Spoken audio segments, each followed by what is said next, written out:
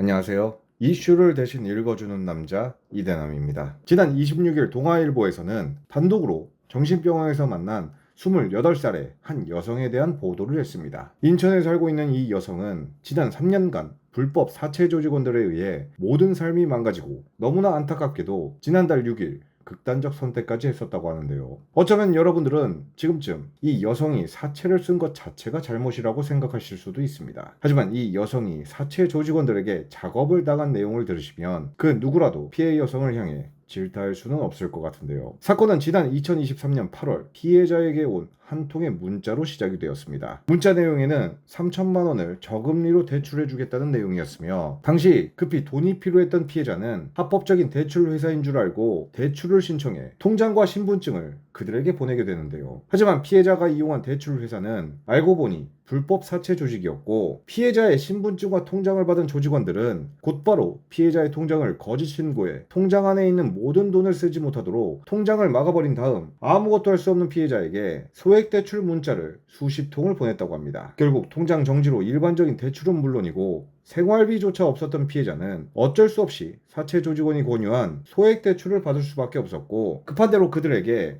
40만 원을 대출받게 되는데요. 사실 40만 원 정도는 금방 갚을 수 있는 돈이기 때문에 아마 피해자 입장에서도 문제가 될 것이라고 생각하지 못했을 것입니다. 하지만 사채 조직에게 받은 대출은 이자가 연 5,214%라는 말도 안 되는 이율이었고 40만 원을 빌린 지 단 일주일 만에 피해자가 갚아야 할 상환 금액은 무려 80만 원으로 불어났다고 하는데요. 사실 얼마 전 정부에서는 저런 말도 안 되는 이율의 대출은 갚을 필요가 없으며 대출 자체가 무효라고 발표를 했었지만 그건 어디까지나 지금의 이야기이고 피해자가 당한 시기는 지금으로부터 3년 전인 2023년이라 저런 불법 사채에 대한 대비책이나 제대로 된 제도 또한 없었습니다. 한마디로 그 당시 피해자에겐 해결할 수 있는 방법 자체가 없었다는 것입니다. 결국 말도 안 되는 이율과 끊임없는 독촉으로 피해자를 궁지에 몰아넣은 사채 조직은 이자를 면제해주고 추심을 멈추겠다는 조건으로 피해자에게 성착취물 영상을 요구했는데 역시나 심리적으로 심한 압박을 받았던 피해자는 이자 면제와 추심을 멈추겠다는 달콤한 요구를 뿌리칠 수가 없었고 결국 조직원들에게 절대로 하지 말아야 할 성착취물 영상을 보냈다고 합니다. 하지만 악랄하기 그지없는 이 조직원들은 영상을 받자마자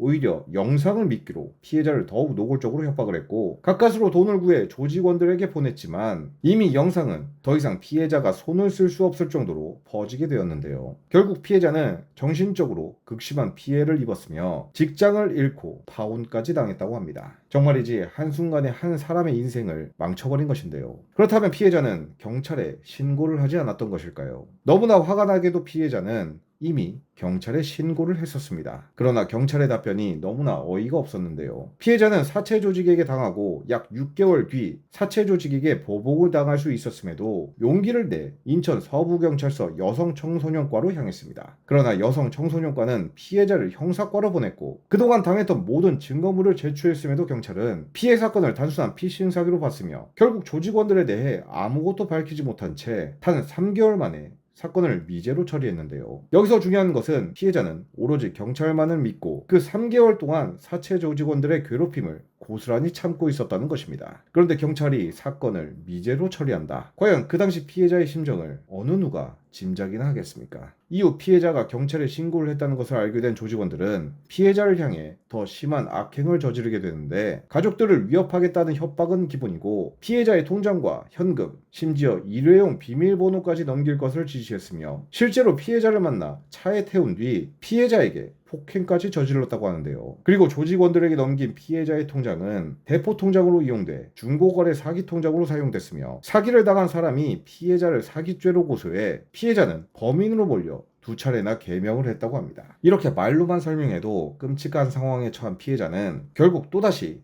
마지막 희망을 안고 경찰서를 찾았지만 역시나 경찰은 피해자에게 그 어떠한 도움을 주지 못했고 그나마 경찰이 해준 것이라곤 피해자의 성착취물 영상은 딥페이크다라는 문자를 피해자 지인에게 보낸 것이 전부라고 합니다. 그리고 작년 10월 피해자에 관한 수사는 중단이 되었는데요. 이건 너무나 처참한 수준 아닙니까? 지난 3년간 피해자는 사채 조직원들에게 이용당해 총 1억 5천만 원의 금액을 조직원들에게 송금했고 총 80개의 성착취물 영상을 보냈습니다. 그리고 2번의 개명과 폭행, 심지어 파혼까지 당한 피해자는 결국 극단적 시도를 했으며 현재는 정신병원에 입원 중이라고 하는데요. 피해자의 나이는 이제 28살입니다. 그리고 사체 조직에게 이용당하기 전 피해자의 나이는 고작 25살이었고 아나운서가 되는 것이 꿈인 그저 평범한 여성이었습니다. 그리고 자신의 꿈을 위해 한없이 달리기만 해도 벅찰 나이에 악덕 사체 조직원에게 그저 이용만 당한 피해자는 일반인이라면 상상도 할 수 없는 엄청난 압박과 스트레스 그리고 두려움을 견뎌야 했는데요. 여전히 피해자의 사건은 어느 것 하나 해결된 것이 없습니다. 또한 피해 복구도 사실상